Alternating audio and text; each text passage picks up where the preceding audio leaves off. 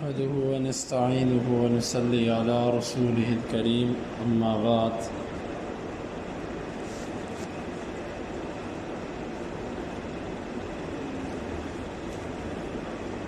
باب بیع الملامسہ،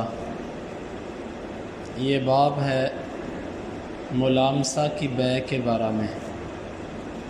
قال انس نہى النبی صلی اللہ علیہ وسلم عنہ، انس کہتے ہیں کہ نبی صلی اللہ علیہ وسلم نے اس سے منع کیا۔ امام بخاری کہتے ہیں کہ ہمیں بیان کیا سعید بن عفیر نے، وہ کہتے ہیں ہمیں بیان کیا، مجھے بیان کیا لیث نے، وہ کہتے ہیں مجھے بیان کیا عقیل نے ابن شہاب سے، وہ کہتے ہیں مجھے خبر دی عامر بن سعد نے، ان ابا سعید رضی اللہ عنہ اخبرہ، بے شک ابو سعید رضی اللہ عنہ نے اس کو خبر دی کہ بے شک رسول اللہ صلی اللہ علیہ وسلم نہا عن المنابذہ، آپ نے منابذہ کی بیع سے منع کیا۔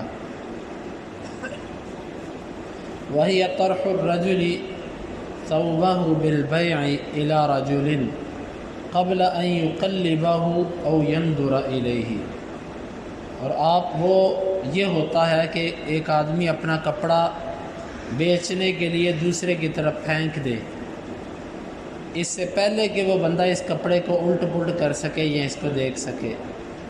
وَنَهَا عَنِ الْمُلَامَسَةِ، اور ملامسہ سے منع کیا۔ وَالْمُلَامَسَةُ لَمْسُ الثَّوْبِ لَا يَنْظُرُ إِلَيْهِ، کپڑے کو چھونا، وہ اس کی طرف دیکھے نہ۔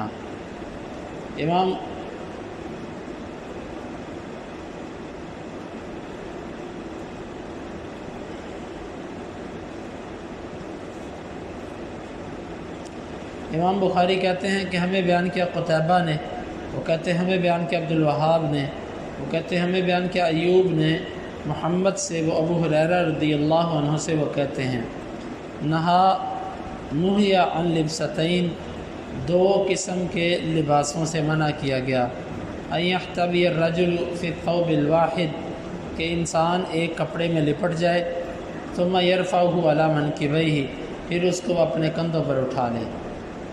وعن بیعتین، اور دو تجارتوں سے منع کیا، اللماس چھونا، والنبات اور پھینکنا۔ اس باب کا مقصد یہ ہے کہ دور جاہلیت کے اندر دو تجارتیں ہوا کرتی تھی، ایک کا طریقہ تھا منابذہ، دوسرے کا تھا ملامسہ۔ منابذہ نبض سے ہے، جس کا معنی ہوتا ہے پھینکنا۔ دور جاہلیت میں یہ ہوتا تھا، آپ کسی دکان پہ گئے، کسی بندے کے پاس سودا خریدے، وہ آپ کو کہتا تھا کہ دیکھو میں نے جب تمہاری طرف ایسے سودا پھینک دیا نا، بس پکی ہو گئی بیع، تمہیں خریدنا پڑے گا۔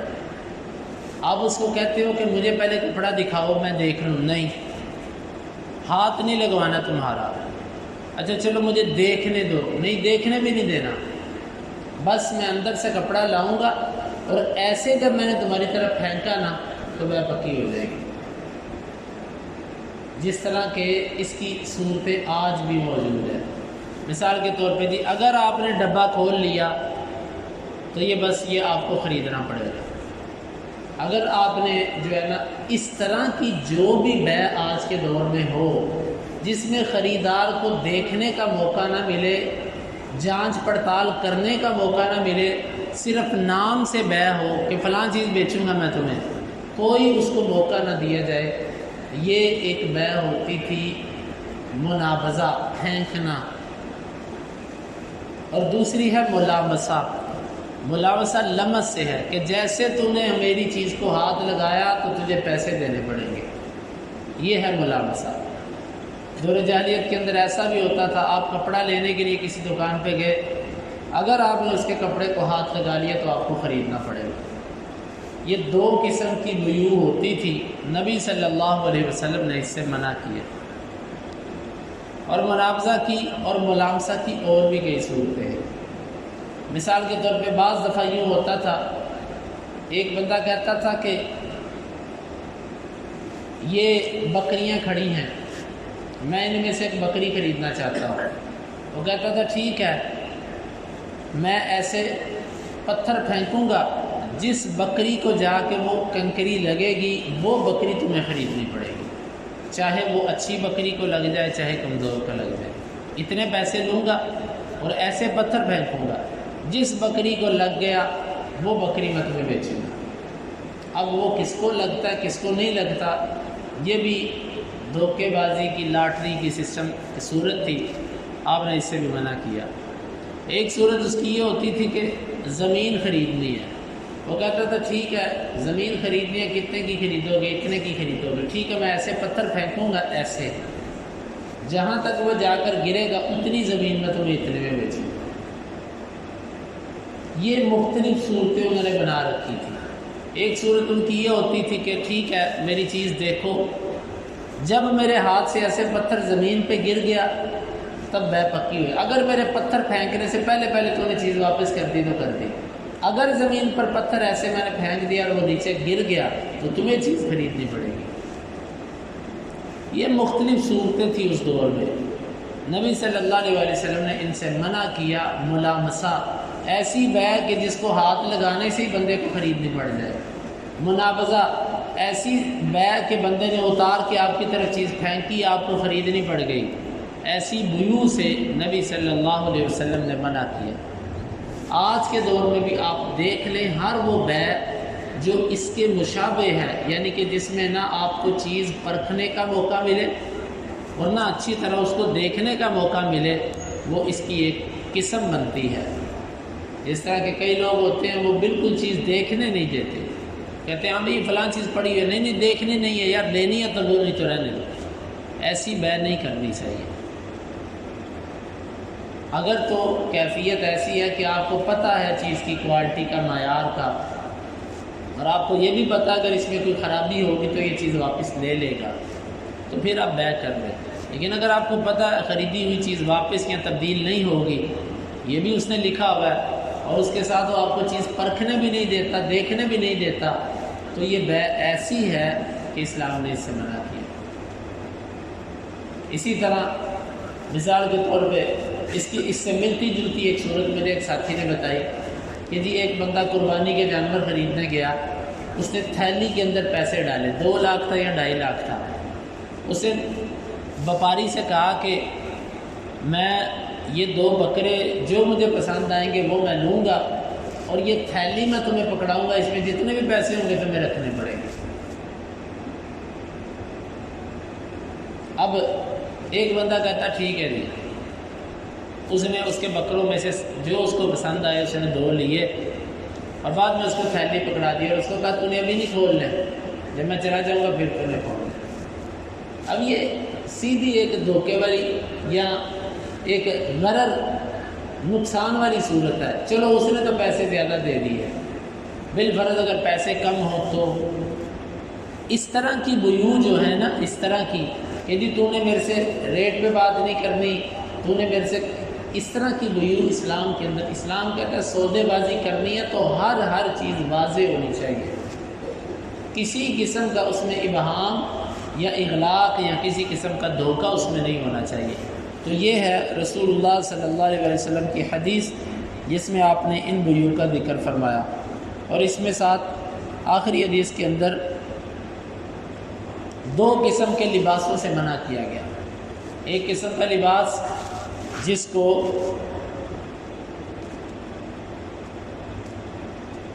احتمال کہتے ہیں، اس کی صورت یہ ہوتی ہے کہ ایک بندہ ایک ہی چادر اپنے پورے جسم پہ لپیٹ دے، اس سے منع کیا آپ نے۔ کیوں؟ کیونکہ اس سے آدمی کے نہ ہاتھ باہر نکل سکتے ہیں، آدمی کو تھوڑی سی ٹھوکر لگے نیچے گر جائے گا۔ ایک چادر کے اندر اپنے آپ کو پیک کر لینا، جس طرح میت پر کفن لپیٹ دیا جاتا ہے، یوں اپنے آپ کو ایک چادر کے اندر پیک کر لینا، اس سے منع کیا۔ یہ جاہلیت کے اندر لوگ ایسے کرتے تھے دیہاتی قسم کے، اور بعض دفعہ ایسے کرتے تھے کہ سارا ایک کپڑے میں لپیٹ کے نیچے سے کپڑا اوپر کندھوں پر پھینک لیا، اٹھا لیا نیچے سے اوپر۔ نیچے سے اوپر کیوں اٹھایا؟ تاکہ ٹانگیں کھلے طریقے سے چل سکے۔ اب تو پتہ جو عربی توپ ہوتی ہے وہ اس میں انسان کا جو ہے وہ تیز دوڑ نہیں سکتا، کیونکہ وہ کپڑا تو قمیض ہی اتنی لمبی ہوتی ہے جو پاؤں کے قریب تک جا رہی ہوتی ہے، تو پھر وہ اپنی ٹانگوں کو آزاد کرنے کے لیے، کھلا کرنے کے لیے نیچے سے کپڑا اوپر کر لیتے تھے، اور بازو جو ہوتے تھے وہ کپڑے کے اندر ہی ہوتے تھے، یعنی ایک چادر لپیٹی ہوئی ہے۔ تو اس سے دو خرابیاں ہوتی تھی، ایک تو ٹھوکر لگنے سے گرنے کا خدشہ، اور دوسری خرابی یہ ہوتی تھی کہ نیچے سے کپڑا اوپر کیا ہوا ہے، جب کبھی بیٹھیں گے تو شرمگاہ نظر آئے گی، سطر کھلے گا۔ تو اس قسم کے لباس سے، یعنی کہ خلاصہ کہ ہر وہ لباس جس سے انسان کے سطر عیاں ہوتے ہیں، اسے اسلام نے منع کیا۔ ابھی یہ جو پینٹ شرٹ ہے، یقین مانے یہ بڑی غیر سنجیدہ قسم کا لباس ہے۔ انسان نہ محسوس کرے تو ساری زندگی نہ کرے۔ جب انسان سوچنے پہ آئے تو وہ سوچتا ہے کہ یہ کیسا لباس ہے کہ جو چلتے پھرتے ہر جسم کے حصے کو عیاں کرتا ہے، اور رکوع میں گئے ہوئے اور پھر سجدے میں گئے ہوئے اس میں جو کیفیات ہوتی ہیں، وہ شلوار قمیض ہے یا سب سے بہترین لباس عربوں کا لباس ہے۔